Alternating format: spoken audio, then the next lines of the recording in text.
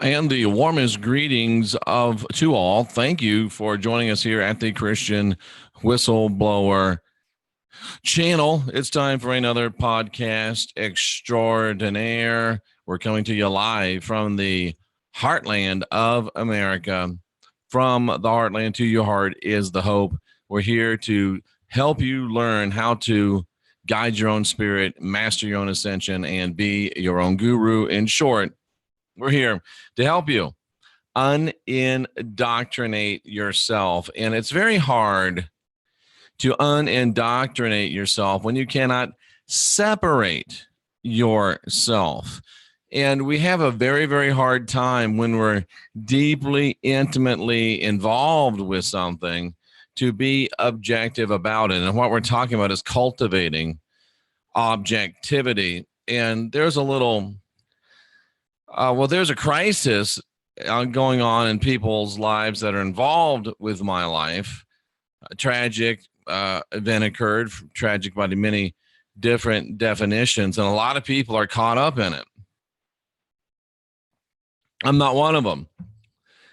And the reason that I'm not one of them is because I am able to remain objective about the situation.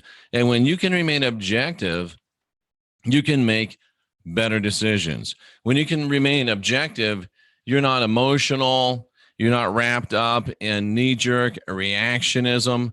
When you can remain objective, you can be much more logical, much more methodical, and you can make much better decisions because you're not being overruled by anything other than just the facts or just the text. The problem is, we have a hard time being objective. I would suggest to you that, the scriptures, which are sometimes good, sometimes bad, but again, they're always the enemy's game plan to hurt us and to stop us and to hold us back.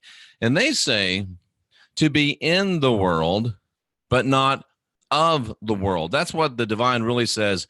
You're in this world because you're manifesting currently in this incarnation, in this, whatever it is, this world, but you're not of it, meaning you're not partaking of it. You're not connected to it because you're just passing through.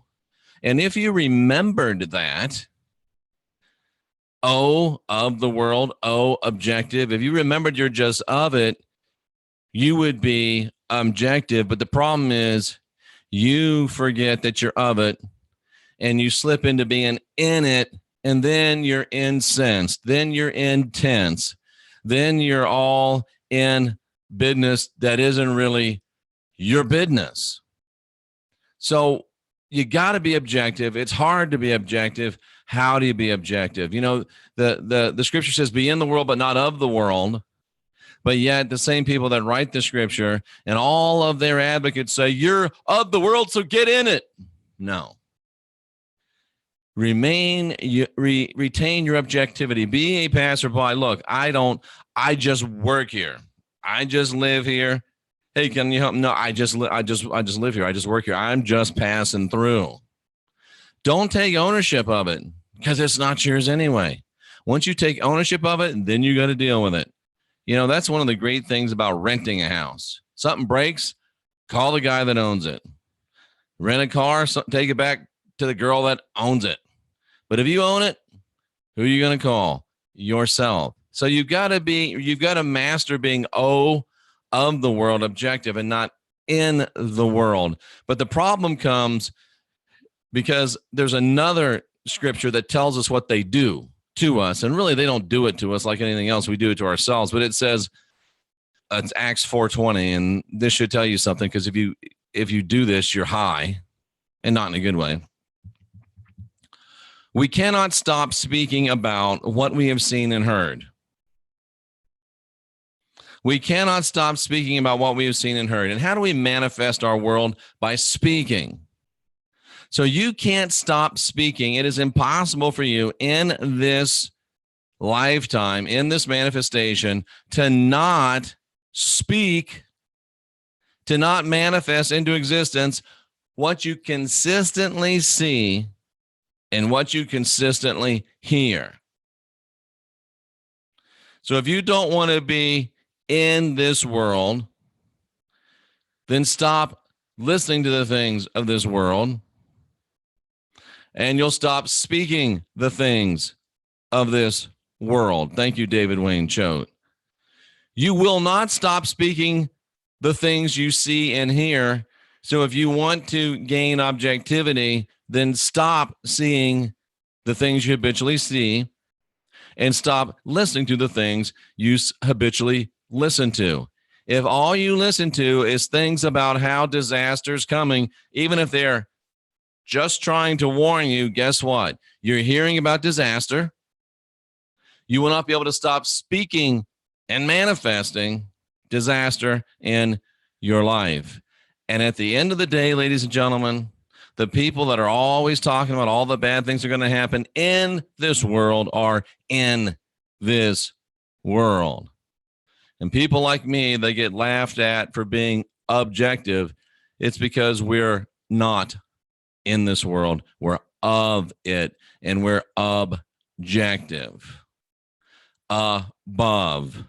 We overstand while they understand. I don't speak about doom and gloom. I don't speak about Armageddon and horror and fear and worry because I don't see it. I don't hear it. The old saying, monkey see, monkey do. The question is, what kind of monkey are you? You cannot stop speaking about what you have seen and heard. You've got to stop listening to and watching things that talk about the in this world and gravitate to, think upon, and meditate the things that are not of this world. Be a passerby. Hey, I'm just passing through. Then you can remain objective.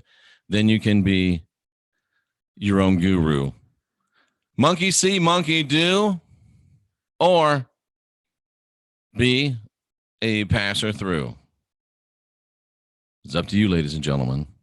I'm Jeffrey Daugherty, the Christian Whistleblower, bringing you some water you don't have to drink, bringing you some objective information you don't have to think. But you are the last generation of real humans. I hope that you'll get busy. Get busy because winners write history. And sometimes winners write history because they speak it forth in advance. Ooh. Let's get busy winning today and writing a better tomorrow.